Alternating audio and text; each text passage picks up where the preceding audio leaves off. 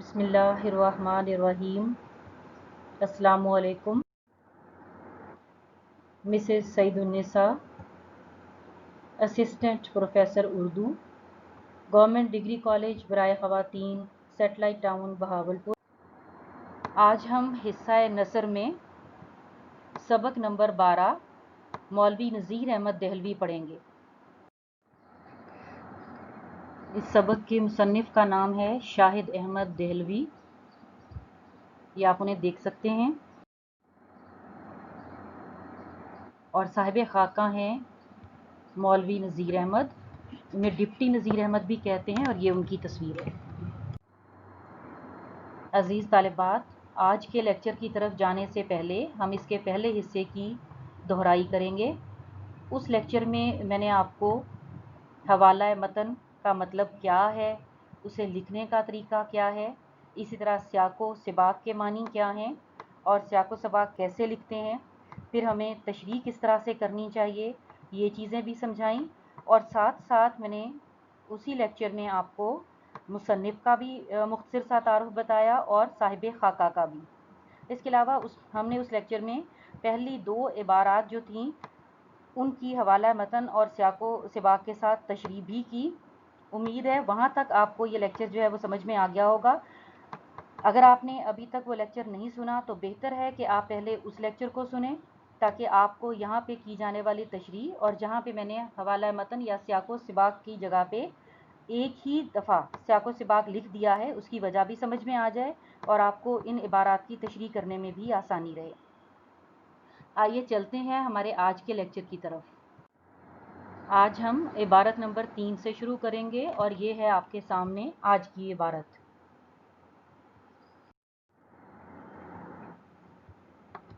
ہم پہلے اس عبارت کی بلند خوانی کریں گے تاکہ ہمارا تلفظ اور ادائیگی درست ہو جائے۔ تو آئیے اسے پڑھتے ہیں۔ مولوی احمد حسن صاحب احسن التفاسیر مولوی نذیر احمد کے خویش تھے۔ ایک دن مولوی نذیر احمد کے ہاں بیٹھے ہوئے تھے۔ مولوی احمد حسن نے دیکھا کہ ڈپٹی صاحب کی کوہنیاں بہت میلی ہو رہی ہیں اور ان پر میل کی ایک تہ چڑھی ہوئی ہے۔ مولوی صاحب سے نہ رہا گیا، بولے اگر آپ اجازت دیں تو جھامے سے آپ کی کوہنیاں ذرا صاف کر دوں۔ ڈپٹی صاحب نے اپنی کوہنیوں کی طرف دیکھا اور ہنس کر کہنے لگے، میاں احمد حسن، یہ میل نہیں ہے۔ میں جب بجنور سے آ کر پنجابی کٹرے کی مسجد میں طالب علم بنا تھا تو رات رات بھر مسجد کے فرش پر کوہنیاں ٹکائے پڑھا کرتا تھا۔ پہلے ان کوہنیوں میں زخم پڑے اور پھر گٹے پڑ گئے۔ لو دیکھ لو، اگر تم انہیں صاف کر سکتے ہو تو کر دو۔ اس کے بعد اپنا وہ زمانہ یاد کر کے آپ دیدہ ہو گئے اور مولوی احمد حسن بھی رونے لگے۔ اب ہم آتے ہیں عبارت نمبر 3 کے مشکل الفاظ کے معنی کی طرف، تاکہ ہم اس عبارت کو سمجھ سکیں اور اس کی تشریح کرنے کے قابل ہو جائیں۔ پہلا لفظ ہے خویش، اس کا مطلب ہے رشتہ دار۔ دوسرا لفظ ہے بجنور، یہ بھارت کا ایک شہر ہے، ضلع ہے۔ اگلا لفظ ہے پنجابی کٹرا، لفظی مطلب ہے شہر کے ارد گرد کا علاقہ، لیکن دہلی کے ایک محلے کا نام بھی ہے۔ ایک اور لفظ ہے آبدیدہ ہونا، آنکھوں میں آنسو بھر آنا۔ اب ہم دیکھیں گے عبارت کے اہم نکات کیا ہیں۔ اس عبارت کے اہم نکات یہ ہیں، مولوی احمد حسن صاحب احسن التفاسیر مولوی نذیر احمد کے رشتہ دار تھے۔ انہوں نے مولوی نذیر احمد کی میلی کوہنیوں کو دیکھ کر انہیں صاف کرنے کی خواہش ظاہر کی۔ مولوی نذیر احمد نے انہیں بتایا کہ یہ میل نہیں بلکہ زخم خشک ہو کر جلد سخت ہو گئی ہے۔ مولوی نذیر احمد اپنا طالب علمی کا زمانہ یاد کر کے آپ دیدہ ہو گئے۔ اب ہم دیکھیں گے کہ اس عبارت کا حوالہ متن کیا ہے۔ تو میں نے اپنے پچھلے لیکچر میں بھی آپ کو بتایا تھا کہ حوالہ متن پورے سبق کا ایک ہی ہوگا، لہٰذا اس عبارت کا یعنی تیسرے عبارت یا تیسرے اقتباس کا جو حوالہ متن ہے وہی رہے گا۔ تو مصنف کا نام ہے شاہد احمد دہلوی، سبق کا عنوان ہے مولوی نذیر احمد دہلوی، اور اس کا ماخذ ہے گنجینہ گوہر۔ اب ہم دیکھیں گے سیاق و سباق۔ یہ بھی میں آپ کو پچھلے لیکچر میں سمجھا چکی ہوں، ساتھ ہی میں نے یہ بھی بتایا تھا کہ اگر آپ پورے سبق کے لیے ایک مجموعی جائزے پر مشتمل سیاق و سباق تیار کر لیں تو یہی آپ کے لیے فائدہ مند ہے۔ وہی سیاق و سباق میں نے یہاں پہ شامل کر دیا ہے۔ اسے ہم ایک دفعہ پڑھ لیتے ہیں کہ مصنف اپنے دادا ابا سے ملاقات کا ذکر کر رہا ہے اور جزیات بیان کرتے ہوئے اس کی بھرپور منظر کشی کر رہا ہے کہ وہ کس عمر میں، کس شہر میں اور کن کے ساتھ وہاں گیا، دادا ابا کا حلیہ کیا تھا، وہاں کے مناظر کیا تھے، وہاں کیا کچھ ہوا۔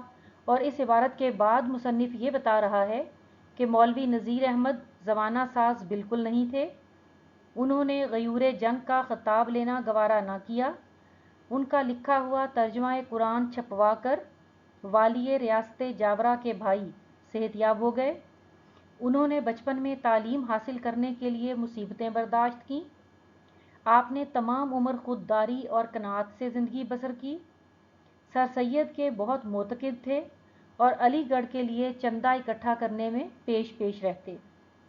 آپ کی بہت سی تصانیف ہیں لیکن ترجمہ قرآن کو وہ اپنا توشہ آخرت سمجھتے تھے۔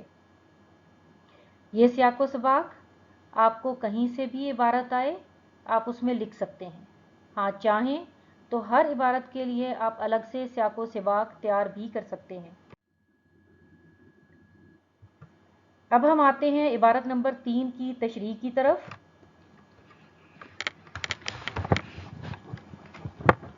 اس عبارت میں ہمیں یہ بتایا گیا ہے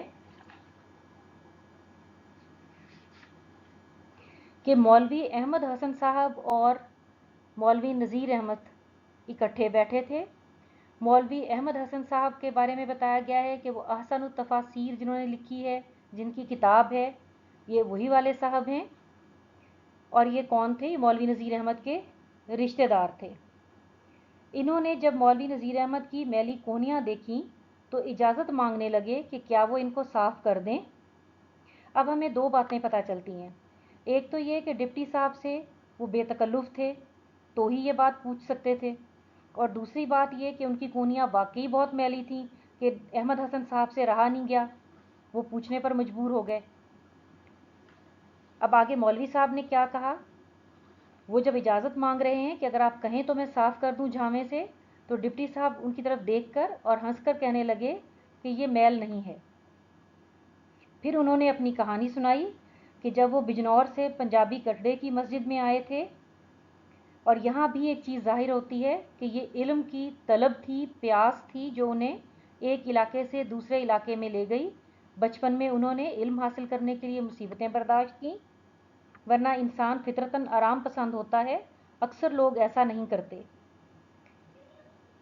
یہاں وہ ذکر کر رہے ہیں اپنے ان حالات کا کہ جب وہ سفر کر کے ایک اور علاقے کی مسجد میں پڑھنے کے لیے طالب علم بنے تو رات رات بھر مسجد کے فرش پر کونیاں ٹکا کر پڑھا کرتے تھے۔ ظاہر ہے کہ فرش سخت ہوتا ہے جس کی وجہ سے ان کی کونیوں پہ زخم بنے، اور وہی زخم سخت ہو کر جلد سخت ہو گئی۔ اس لیے انہیں کہہ رہے ہیں کہ تم دیکھ لو، اگر صاف کر سکتے ہو تو کر دو، یہ میل نہیں ہے بلکہ یہ زخموں کی وجہ سے جلد سخت ہوئی ہوئی ہے۔ اس کے بعد مولوی نذیر احمد رونے والے ہو گئے کیونکہ انہیں اپنے بچپن کا وہ زمانہ یاد آ گیا کہ انہوں نے کتنی تلخیاں برداشت کی تھیں، اور مولوی احمد حسن صاحب بھی ان کے ساتھ اسی کیفیت سے گزرے۔ اب ہم دیکھ لیتے ہیں عبارت نمبر 4۔ یہ عبارت شروع ہو رہی ہے، مولوی صاحب بڑے فخر سے اپنے بچپن کے مصائب بیان کرتے تھے، اور ختم ہو رہی ہے کہ قدرت کی ستم ظریفی دیکھیے کہ یہی لڑکی آگے چل کر مولانا کی بیوی بنی۔ اب ہم اس عبارت کی بلند خوانی کر لیتے ہیں پہلے کی طرح ہی تاکہ ہمارا تلفظ صحیح ہو جائے۔ مولوی صاحب بڑے فخر سے اپنے بچپن کے مصائب بیان کرتے تھے۔ جس مسجد میں ٹھہرے تھے اس کا ملا بڑا بدمزاج اور بے رحم تھا۔ کڑکڑاتے جاڑوں میں ایک ٹاٹ کی صف میں یہ لپٹ جاتے اور ایک میں ان کے بھائی۔ 7-8 سال کے بچے کی بساط ہی کیا، الصبح اگر آنکھ نہ کھلتی तो मस्जिद का मुल्ला एक लात रसीद करता और ये लुढ़कते चले जाते और सफ़ भी बिछ जाती। उस ज़माने के तालिब इल्मों की तरह उन्हें भी मोहल्ले के घरों से रोटी मांग कर लानी पड़ती थी। दिन और घर बंधे हुए थे। इन्हीं घरों में एक घर मौलवी अब्दुल कादिर साहब का भी था। रोटी के सिलसिले में जब उनके यहाँ आना जाना हो गया तो नज़ीर अहमद से ऊपर के काम भी लिए जाने लगे। मसलन बाज़ार से सौदा सुल्फ लाना, मसाला पीसना, लड़की को बहलाना। लड़की ज़िद्दन थी, उनका कूला तोड़ती और उन्हें मारती पीटती रहती। एक दफ़ा मसाला पीसते में मिर्चों का भरा हुआ डब्बा छीनकर इनके हाथ कुचल डाले। कुदरत की सितम ज़रीफ़ी देखिए कि यही लड़की आगे चलकर मौलाना की बीवी बनी। अब हम आते हैं इस इबारत के मुश्किल अल्फाज के मानी की तरफ। पहला लफ्ज़ है कड़कड़ाता जाड़ा, यानी शदीद सर्दी का मौसम। दूसरा है लात रसीद करना, यानी ठोकर मारना, पाँव के साथ ज़रब लगाना। अगला लफ्ज़ है लुढ़कना, इसका मतलब है फिसलना। अगला लफ्ज़ है ज़िद्दन, ज़िद करने वाली या बात ना मानने वाली। एक और लफ्ज़ है कूला तोड़ती, यानी थका देती, और सितम कहते हैं जुल्म को। अब हम आते हैं इबारत के अहम नुकात की तरफ। ये मैंने आपको पहले भी समझाया है कि हम ये नुकात इसलिए अलग करते हैं ताकि हमें ये देखने में आसानी हो जाए कि हमने तशरीह के लिए कौन कौन सी ख़ास बातें हैं जिनकी वजाहत करना हमारे लिए ज़रूरी है। खुलासा तैयार करने में हमें आसानी हो जाए, सियाको सिबाक का हमें अंदाज़ा हो जाए। तो मौलवी नज़ीर अहमद ने जिस मस्जिद में तालीम हासिल की वहाँ का मुल्ला सख्त मिजाज था। मौलवी नज़ीर अहमद और उनका भाई सख्त सर्दी में टाट में लिपट कर सोते थे। महल्ले के घरों से उन्हें रोटी मांग कर लाना पड़ती थी। मौलवी अब्दुल कादिर के घर के कामकाज भी करने पड़ते थे। उनकी बेटी को भी खिलाना पड़ता था जो तंग करती रहती थी और बाद में मौलवी नज़ीर अहमद की बीवी बनी। अब हम आ जाते हैं इबारत नंबर 4 की तशरीह की तरफ। मौलवी साहब बड़े फ़ख्र से अपने बचपन में उठाई गई मुसीबतें परेशानियों का जिक्र करते थे। जिस मस्जिद में वो तालीम हासिल करने के लिए ठहरे थे उस मस्जिद के मुल्ला के हवाले से वो बताते हैं कि वो बेहद गुस्से वाला और संगदिल शख्स था और उसका तालिब इल्मों के साथ रवैया बदमिजाजी का था। फिर वो बता रहे हैं कि मौलवी नज़ीर अहमद के जो भाई थे वो भी उनके साथ ही थे उसी मस्जिद में, और सख्त सर्दी का मौसम था। सर्दी से बचने के लिए या ये कह लें कि रात को बिस्तर के तौर पर वो टाट की एक सफ़ इस्तेमाल करते थे। एक सफ़ इनके पास होती थी और एक इनके भाई के पास। अब यहाँ हमें क्या चीज़ समझ में आती है कि घर में गुर्बत और तंगी थी, वसाइल जो हैं वो कम थे, यानी सोने के लिए बिस्तर भी इनके पास नहीं था। 7-8 साल का बच्चा बहुत छोटा सा होता है, समझदार भी नहीं होता, जिम्मेदार भी नहीं होता। अब दिन भर की थकन के बाद सुबह अगर आंख ना खुलती तो मस्जिद का मुल्ला जो मिजाज का सख्त आदमी था वो उन्हें बोल के या आवाज़ दे के नहीं जगाता था, बल्कि पाँव से ठोकर मारता था और ये लुढ़क जाते थे। उससे क्या होता था कि जिस सफ़ में लिपट कर ये सोए हुए होते थे, लुढ़कने की वजह से वो सफ़ भी बिछ जाती थी और ये जाग भी जाते थे। यानी यहाँ मौलवी साहब असल में इस वाक़े के ज़रिए ये भी बताना चाह रहे हैं कि उनका जो घराना था वो तंगदस्ती का शिकार था। उसके बावजूद इन्होंने दुख और मुसीबतें बर्दाश्त की, लेकिन तालीम पर समझौता नहीं किया। इससे आगे वो बता रहे हैं कि जो आम तौर पे मदरसों में होता है कि जो तालिब इल्म वहाँ रहते हैं वो इस इलाके के जितने भी घर होते हैं उनसे खाना यानी रोटी मांग कर लाते हैं। ये रिवाज है, आज भी इसी तरह से होता है। तो बता रहे हैं कि उस ज़माने में भी रोटी मांग कर लानी पड़ती थी। दिन और घर मुकर्रर कर दिए जाते थे कि कौन सा बच्चा किस दिन किस घर से रोटी लाएगा। मौलवी नज़ीर अहमद की जहाँ ड्यूटी लगी वो घर मौलवी अब्दुल कादिर साहब का था। उसके इर्द गिर्द के कुछ घर थे। तो रोटी के सिलसिले में जब ये रोज़ाना आने जाने लगे तो नज़ीर अहमद से मौलवी अब्दुल कादिर साहब के घर वालों ने ऊपर के काम भी लेना शुरू कर दिए। और वो ऊपर के काम क्या हैं कि उन्हें बाज़ार भेज दिया जाता कि सौदा सुल्फ ले आओ। घर में उनको बिठा दिया जाता कि तुम मसाला पीस दो। उनकी एक छोटी बच्ची थी, कहा जाता कि इसको खिलाओ। ये उस बच्ची के साथ खेलते रहते। सारा दिन वो इनके कूल्हे पे सवार रहती, यानी ज़िद करती कि मुझे गोद में ही उठाए रखो। इनको थका देती थी और कभी कभी ज़िद में आकर मार पीट भी करती। मौलवी साहब ने एक दफ़ा का वाक़या बताया कि एक दफ़ा वो मसाला पीस रहे थे तो इसी लड़की ने उनके हाथ से मिर्चों का डब्बा छीन लिया और इनके हाथ जो हैं वो कुचल दिए। ये ज़ाहिर होता है कि मौलवी साहब इस बच्ची के हाथों बहुत तंग थे, लेकिन कुदरत की तरफ से देखें, तकदीर में क्या लिखा हुआ था कि यही लड़की आगे चलकर मौलाना की बीवी बनी। और अब आगे हम पढ़ेंगे तो हमें अंदाज़ा होगा कि इनकी ज़िंदगी बहुत अच्छी गुजरी। अब हम देखेंगे इबारत नंबर 5 और 6। इबारत नंबर 5, मौलवी नज़ीर अहमद बड़े गयूर आदमी थे, यहाँ से शुरू होती है। और कभी बीवी इन लित्रों को हिलगा लेती, कभी मियाँ, यहाँ पे आके ख़त्म हो रही है। इबारत नंबर 6 जो है वो दिल्ली कॉलेज से फ़ारिग़ुत तहसील होने के बाद यहाँ से शुरू हो रहा है ये इक़्तिबास, और ख़त्म हो रहा है इसकी नौबत नहीं आई और उन्हें मुलाजमत मिल गई। ये दो छोटे छोटे सी इबारतें थीं, इनकी हम इकट्ठी तशरीह कर लेंगे। अब पहले हम इबारत नंबर 5 और 6 की बुलंदखानी करेंगे। मौलवी नज़ीर अहमद बड़े गयूर आदमी थे, ससुराल वाले खासे मुरफ़्फ़ाउल हाल थे, मगर उन्होंने इसे गवारा न किया कि ससुराल वालों के टुकड़ों पर पड़ रहें। जब उनकी शादी हुई तो गालिबन 15 रुपए के मुलाजिम थे। इसी में अलग एक खुंडला लेकर रहते थे। मैंने बड़ी बूढ़ियों से सुना है कि उनके घर में सिर्फ एक टूटी हुई जूती थी। कभी बीवी इन लित्रों को हिलगा लेती, कभी मियाँ। दिल्ली कॉलेज से फ़ारिग़ुत तहसील होने के बाद उन्हें कोई सरकारी मुलाजमत नहीं मिली तो सख्त बरहम हुए। प्रिंसिपल से जाकर एक दिन बोले, मुझे सरकारी मुलाजमत अगर नहीं दी गई तो उपलों की डंडी खोलूँगा और उस पर दिल्ली कॉलेज की सनद लगा दूँगा। मगर इसकी नौबत नहीं आई और उन्हें मुलाजमत मिल गई। अब हम देखते हैं इन दोनों इबारतों के मुश्किल अल्फाज के मानी। पहला लफ्ज़ है मुरफ़्फ़ाउल हाल, खुशहाल होना। अगला लफ्ज़ है खुंडला, ये टूटे फूटे मकान या झोंपड़े को कहते हैं। तीसरा लफ्ज़ है हिलगाना, लटकाना या पहन लेना। फिर है उपलों की डंडी, उपलों जिसको हम आमतौर पे पाथियाँ कहते हैं, उनका टाल, उनका ढेर। उसके बाद है नौबत, नौबत कहते हैं हालत को।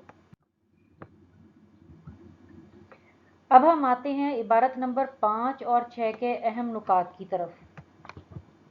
इनके अहम नुकात ये हैं, मौलवी नज़ीर अहमद के ससुराल वाले खुशहाल लोग थे। मौलवी नज़ीर अहमद 15 रुपए पर मुलाजिम थे। टूटे फूटे झोंपड़े में रहते थे। घर में जूतों का सिर्फ एक जोड़ा था। दिल्ली कॉलेज से तालीम याफ्ता होने के बावजूद जब उन्हें नौकरी नहीं मिली तो वो नाराज़ हो। अब हम आते हैं इबारत नंबर 5 और 6 की तशरीह की तरफ। मुसन्निफ इसमें इबारत में ये बताते हैं कि मौलवी नज़ीर अहमद गैरतमंद और ख़ुददार आदमी थे, और ज़ाहिरी बात है कि गैरत किसी भी शख्स की बेहतरीन सिफ़त होती है। जब इंसान की गैरत ही ख़त्म हो जाए तो यूँ समझ लें कि वो शख्स भी ख़त्म हो जाता है। चुनांचे गैरत की ये सिफ़त ही थी जिसकी वजह से मौलवी नज़ीर अहमद ने तमाम उम्र ख़ुददारी, सब्र और क़नाअत से पुरवकार ज़िंदगी बसर की। गुर्बत और तंगी के बावजूद किसी के सामने हाथ नहीं फैलाया, यहाँ तक कि अपने ससुराल वालों के सामने भी नहीं। उनके ससुराल वाले हालांकि खुशहाल लोग थे। यहाँ हम ये बात सीखते हैं कि दूसरों पर भरोसा करने से मसाइल हल नहीं होते, बल्कि मुश्किलात और मसाइल में इजाफा होता है। इंसान को चाहिए कि वो अपने लिए रास्ते खुद तलाश करे, दूसरों पर भरोसा करने की नादानी न करे। इससे आगे बताया गया है कि मौलवी साहब की जब शादी हुई थी तो तनख्वाह सिर्फ 15 रुपए थी। ससुराल वालों के मुकाबले में या एक आम और अच्छी ज़िंदगी गुजारने के लिए ये रकम बहुत कम थी। इसीलिए मौलवी नज़ीर अहमद एक झोंपड़ा नुमा मकान में रहते थे। मुफलिसी का ये आलम था कि घर में जूतों का भी एक ही जोड़ा था। कभी बीवी पहन लेती, कभी वो खुद पहन लेते। घर में बीवी पहने रखती और घर से बाहर जाते हुए ये उन्हें पहन लिया करते थे। उसके बाद उन्होंने बताया है उनके मिजाज के हवाले से कि दिल्ली कॉलेज से पढ़े होने के बावजूद, तालीम याफ्ता होने के बावजूद जब उन्हें सरकारी मुलाजमत नहीं मिली तो वो सख्त नाराज़ हुए। यहाँ तक कि प्रिंसिपल के दफ्तर में चले गए और उन्हें जाके कहा कि अगर आपके इदारे की डिग्री मुझे मुलाजमत नहीं दिलवा सकती तो फिर मैं क्या करूँगा, उपलों की टाल खोल लूँगा। यानी एक तरफ तालीम याफ्ता शख्स की कोई सरकारी मुलाजमत है और एक तरफ इस नौयत का काम है, और साथ ही ये भी कहा कि मैं उस टाल के ऊपर दिल्ली कॉलेज की सनद लगाऊंगा। ये उनके गुस्से का इजहार था, लेकिन इसकी नौबत नहीं आई, हालत यहाँ तक नहीं पहुँची कि वो ये सब कुछ कर गुजरते, इससे पहले ही उन्हें मुलाजमत मिल गई। अब हम आते हैं इबारत नंबर 7 और 8 की तरफ। यहाँ फिर मैंने दो इबारतें इकट्ठी की हैं। इबारत नंबर 7 मौलवी इनायतुल्लाह मरहूम फरमाते थे, यहाँ से शुरू होकर और ताज़ीमन 3 आदाब बजा लाए तक है।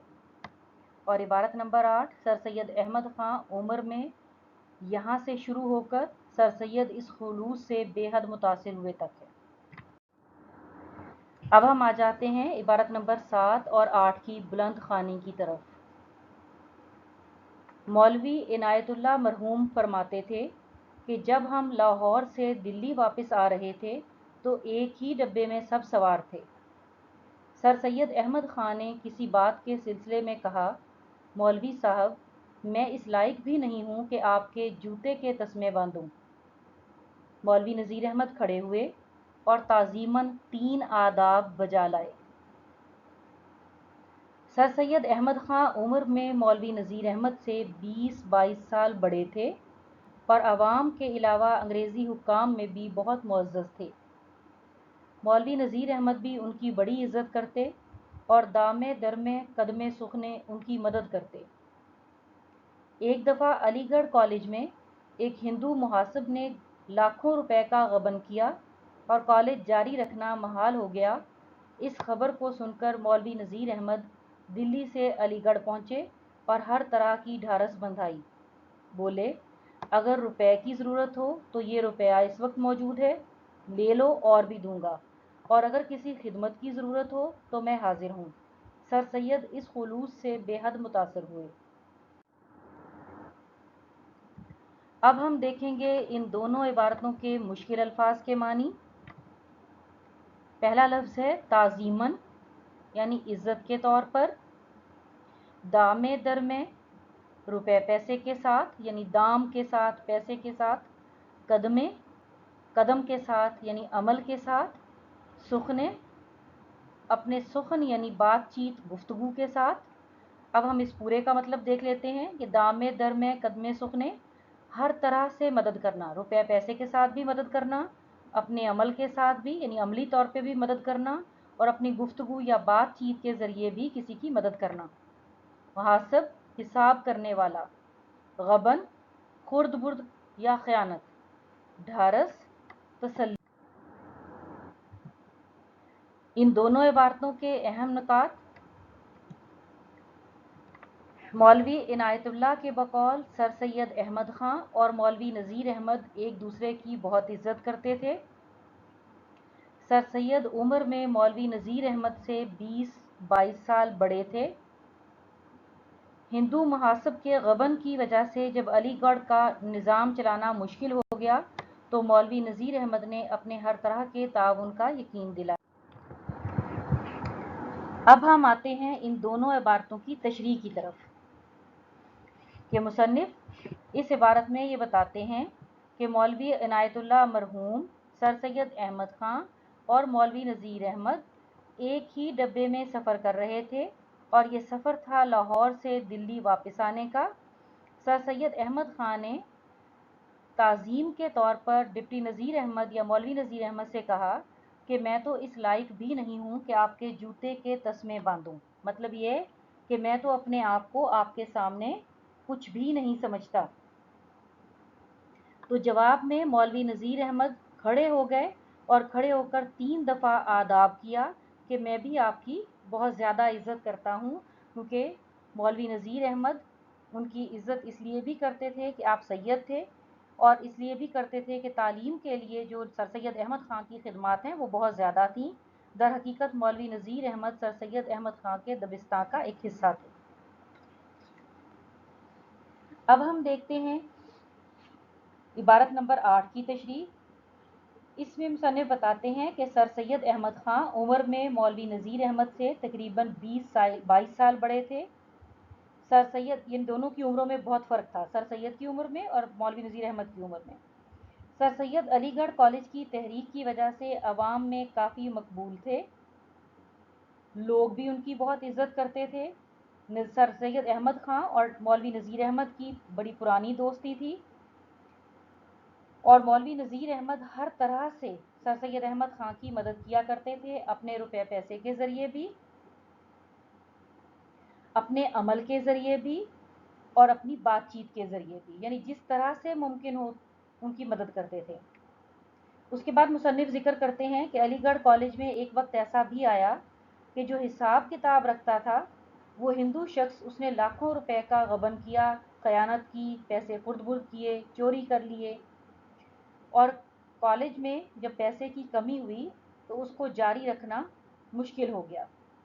اس خبر کا جب مولوی نذیر احمد کو پتہ چلا تو انہوں نے دلی سے علی گڑھ کا سفر کیا اور وہاں پہنچ کر سر سید احمد خان کا حوصلہ بندھایا، ساتھ یہ پیشکش بھی کی کہ میرے پاس یہ پیسے ہیں، یہ روپیہ یا رقم ہے، یہ آپ لے لیں، میں اور بھی دوں گا، اپنا کام جاری رکھیں، اور اس کے علاوہ اگر کسی خدمت کی ضرورت ہے تو انہوں نے اس کی پیشکش بھی کی کہ میں ہر طرح سے حاضر ہوں۔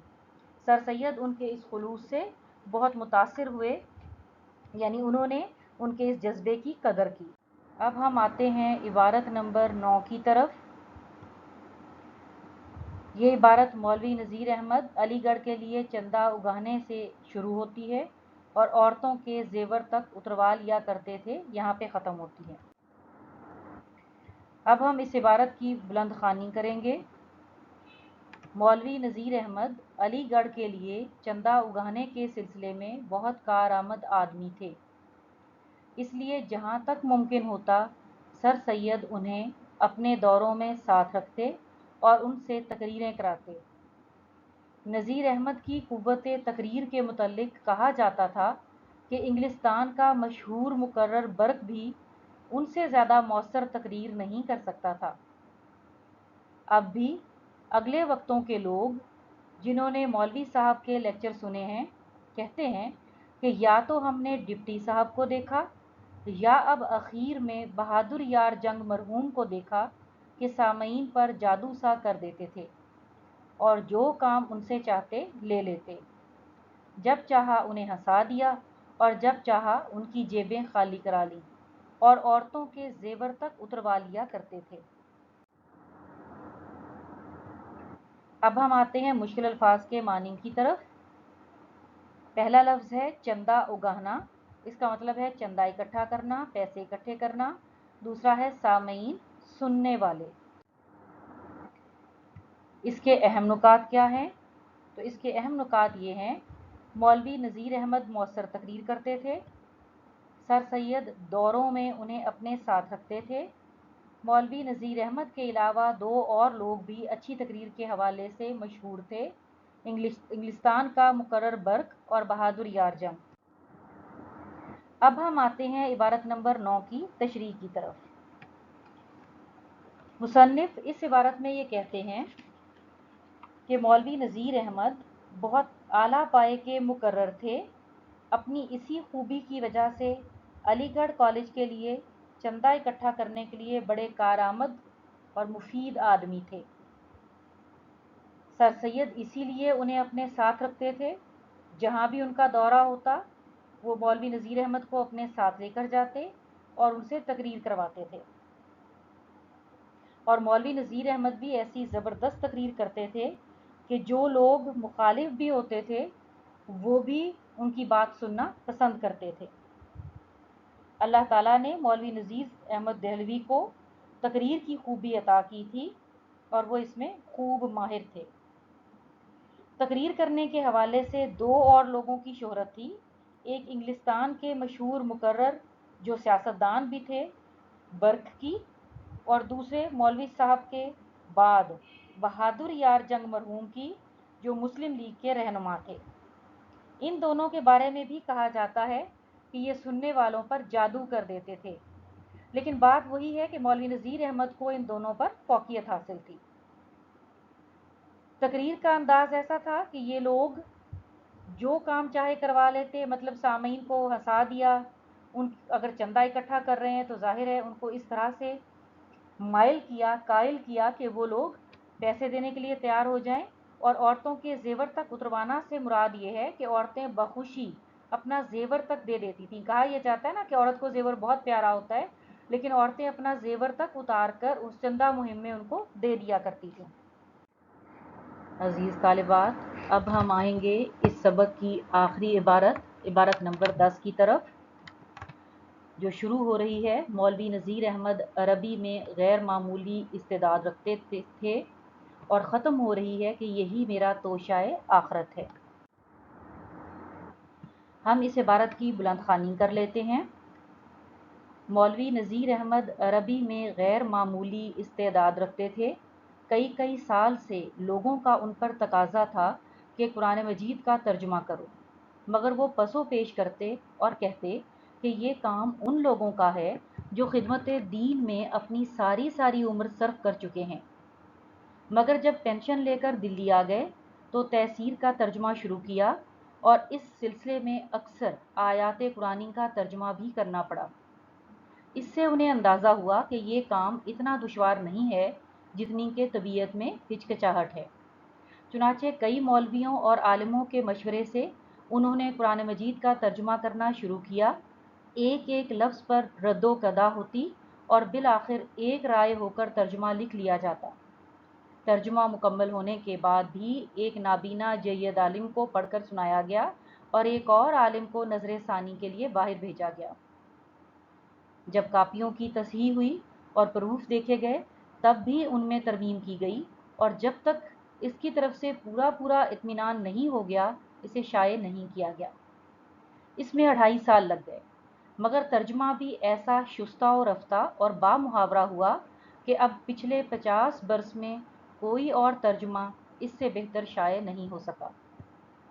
خود مولوی صاحب کو اپنی تمام کتابوں میں ترجمہ القرآن ہی پسند تھا، اور وہ فرماتے تھے کہ میں نے اور تو سب کتابیں دوسروں کے لیے لکھی ہیں اور یہ ترجمہ اپنے لیے کیا ہے کہ یہی میرا توشہ آخرت ہے۔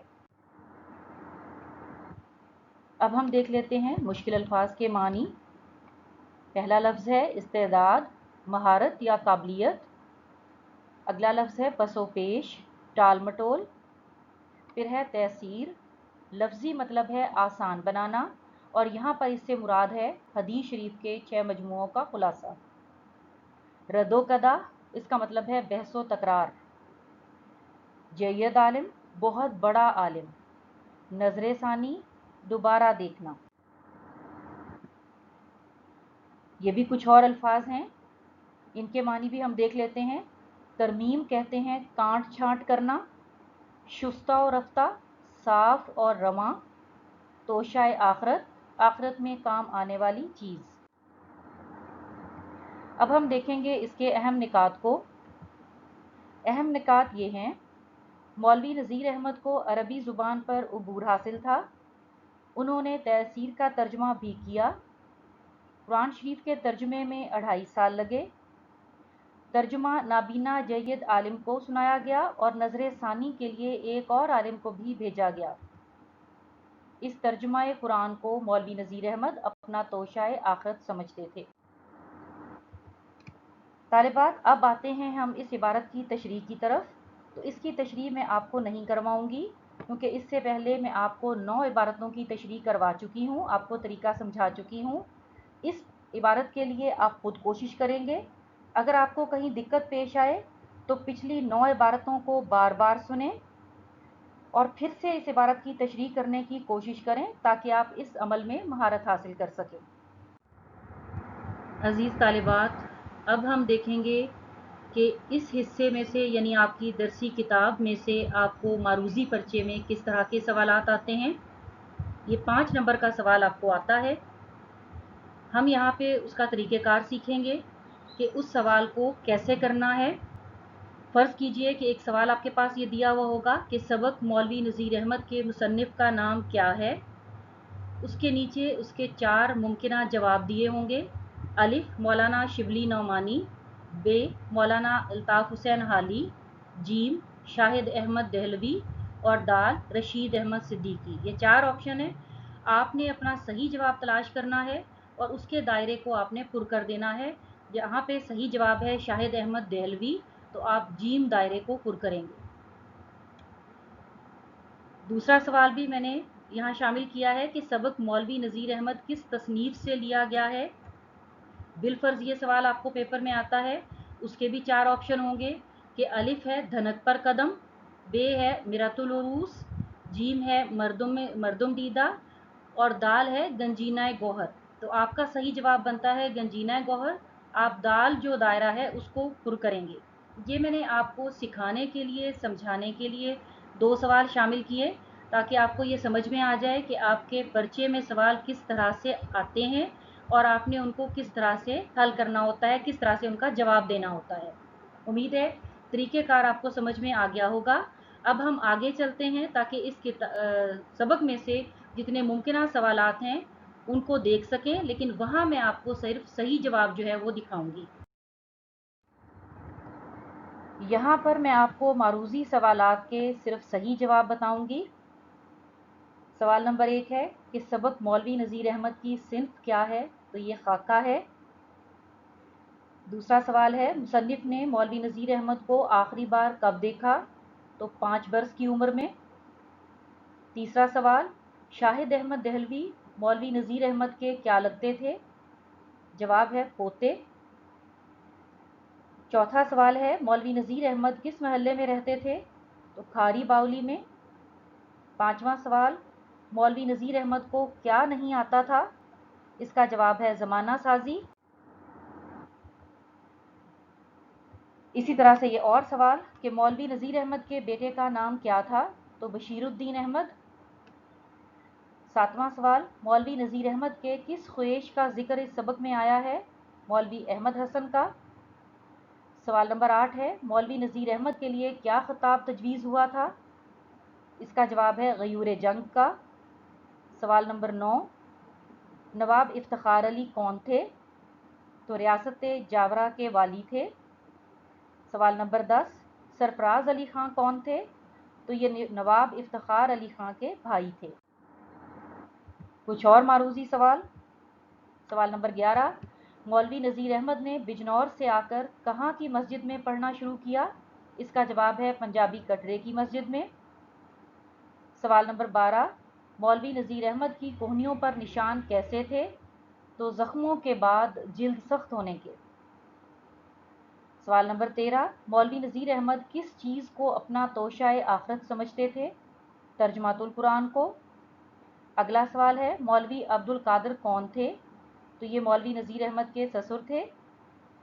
अगला सवाल है तहसीर से क्या मुराद है, तो अल्फाज मानी करवाते हुए मैंने आपको बताया था कि इसका मतलब है आसान बनाना, लेकिन यहाँ इसका सही जवाब होगा हदीस शरीफ के 6 मजमुओं का खुलासा।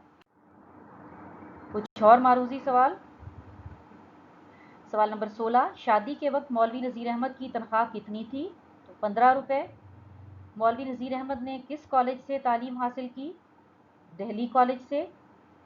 सर सैयद अहमद ख़ां मौलवी नज़ीर अहमद से कितने बरस बड़े थे, 20-22 बरस। मौसर तकरीर करने के हवाले से किन 2 आदमियों का शोहरा था, तो इसका जवाब है मौलवी नज़ीर अहमद और नवाब बहादुर यार जंग का। अलीगढ़ में पैसों का गबन किसने किया, तो इसका जवाब है हिंदू मुहासिब ने। मज़ीद सवाल। मौलवी नज़ीर अहमद किस ज़ुबान में गैर मामूली इस्तेदाद रखते थे, तो इसका जवाब है अरबी ज़ुबान में। मौलवी नज़ीर अहमद ने बच्चों को क्या दिया, एक अशरफी। अहसनुत तफासिर कौन है, यानी असल में ये सवाल है कि साहिब अहसनुत तफासिर कौन है, तो इसका जवाब है मौलवी अहमद हसन। 24 सवाल ये हैं। 2 सवाल मैंने आपको शुरू में समझाए हैं कि आपने किस तरह से उनके ऑप्शन के दायरों को पुर करना है। तो ये कुल 26 सवाल बनते हैं। आप भी इस सबक को गौर से पढ़िएगा, हो सकता है इसमें से कोई और मारूजी सवाल निकल आए।